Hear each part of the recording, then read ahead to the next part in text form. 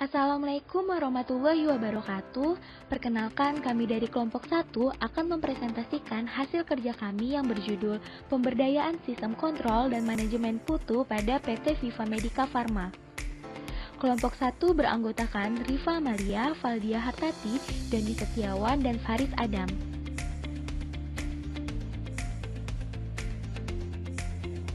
Mengontrol didefinisikan sebagai pemantauan kinerja, membandingkannya dengan tujuan, dan mengambil tindakan korektif yang diperlukan.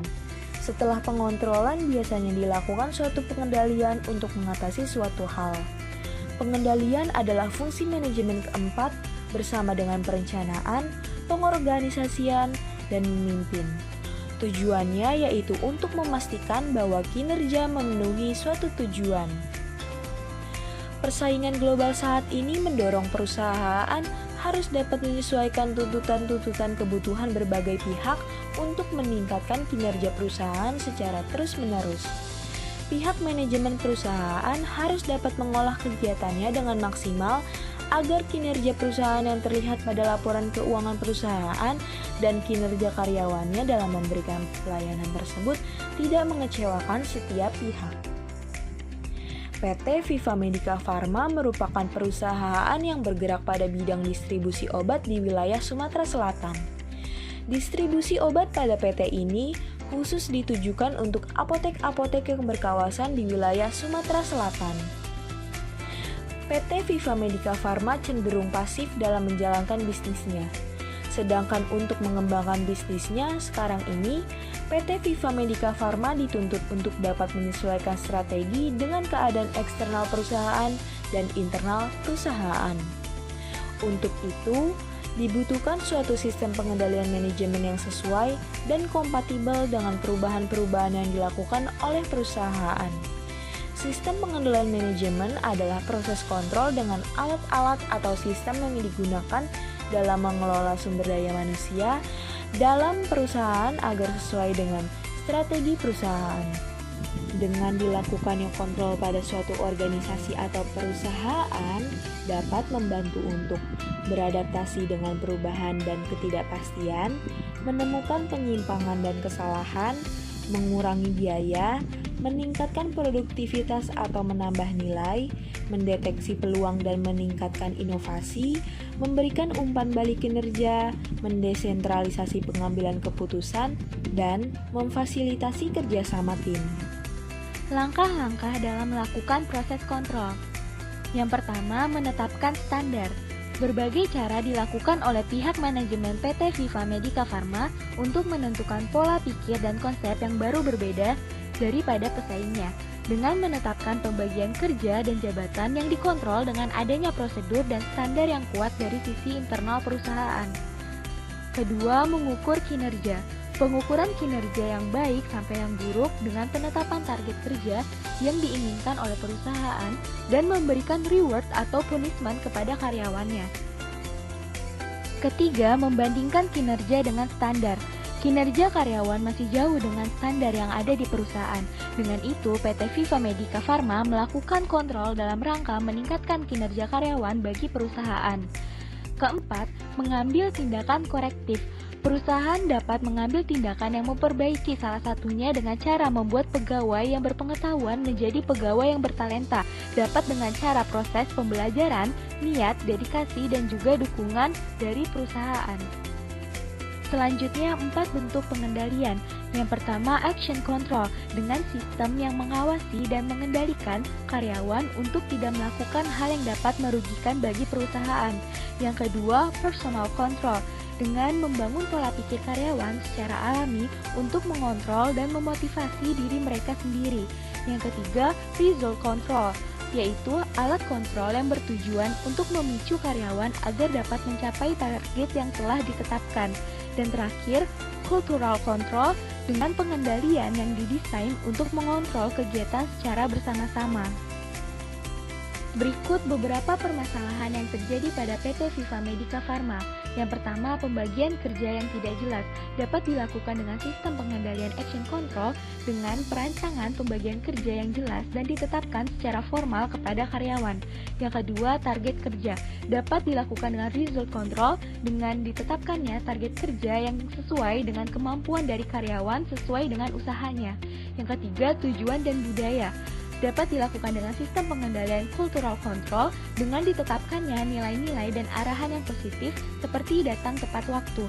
Yang keempat, penerapan reward dan punishment dapat dilakukan dengan sistem pengendalian action control, result control, dan cultural control dengan memberikan penghargaan jika karyawan berhasil dan memberikan sanksi yang tegas jika karyawan melanggar aturan yang ditetapkan oleh perusahaan. Total Quality Management adalah manajemen perusahaan untuk peningkatan kualitas, pelatihan, dan kepuasan pelanggan yang berkelanjutan.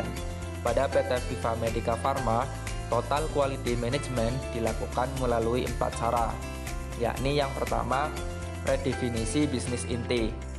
Redefinisi bisnis inti merupakan perubahan yang dilakukan perusahaan untuk terus mengikuti perubahan bisnis yang semakin modern dan dapat mengikuti sesuai dengan tuntutan bisnis.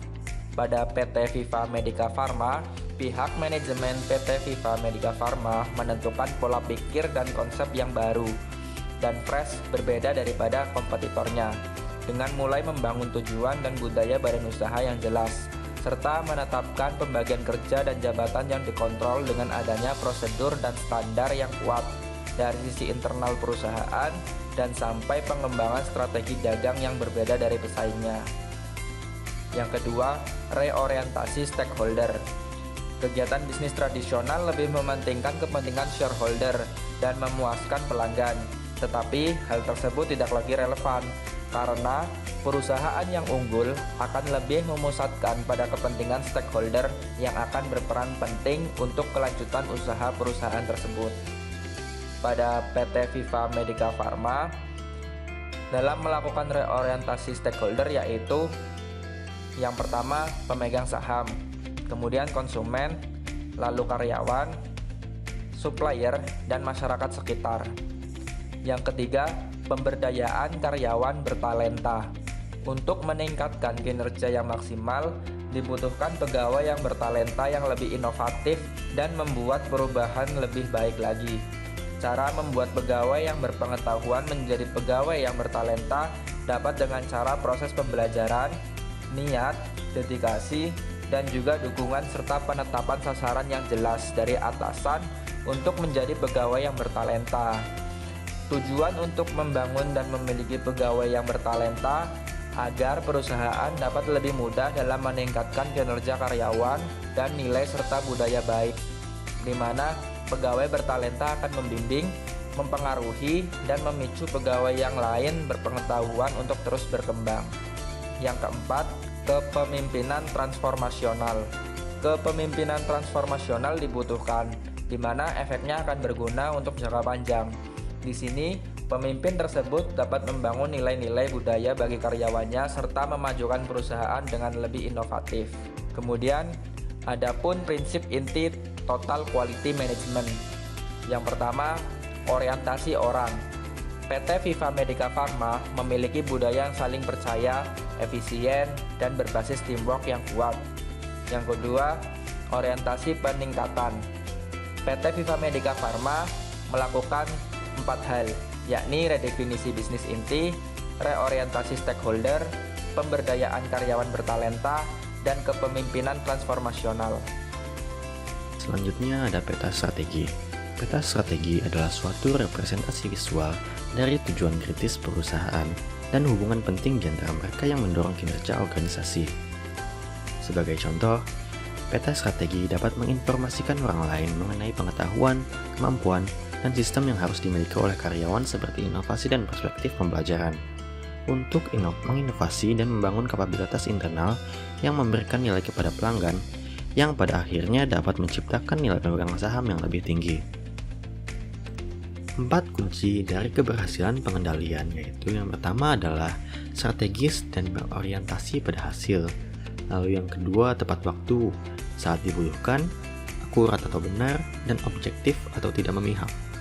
Lalu yang ketiga, realistik, positif, mudah mengerti, dan mendorong pengendalian diri. Lalu yang terakhir, yaitu fleksibel.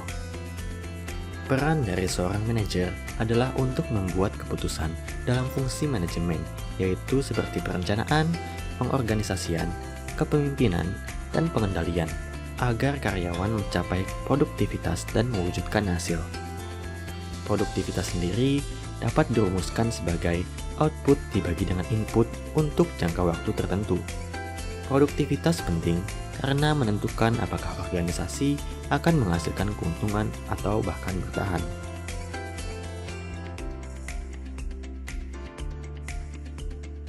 Sekian presentasi dari kami. Terima kasih, kurang dan lebihnya mohon maaf. Wassalamualaikum warahmatullahi wabarakatuh.